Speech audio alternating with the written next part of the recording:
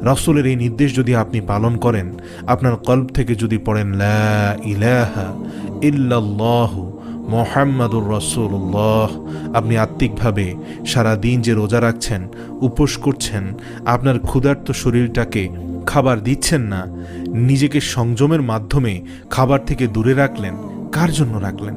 সেই আল্লাহর জন্য রাখলেন। আর বারবার আপনি এই স্বীকৃতি দিচ্ছেন যে হে আল্লাহ, পৃথিবীতে কোনো প্রভু নেই, কোনো ইলাহ নেই, ইবাদতের উপযুক্ত মাথা নত করার মতো কোনো রব নেই, একমাত্র আপনি ব্যতীত।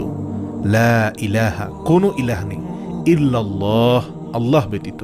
প্রিয় দর্শক, কল্ব থেকে এই ইমানের বীজ বপনকারী সর্বশ্রেষ্ঠ কালেমা, কালেমায়ে তাইয়্যিবা লা ইলাহা ইল্লাল্লাহ মুহাম্মাদুর রাসূলুল্লাহ, এই কালেমাটি বেশি বেশি পড়ার জন্য নির্দেশ দিয়েছেন রাসূল সাল্লাল্লাহু আলাইহি ওয়াসাল্লাম। দ্বিতীয় নম্বর আমলটি হচ্ছে তোমরা ইস্তেগফার করবে। প্রিয় দর্শক, আমরা গতকালকের ভিডিওতে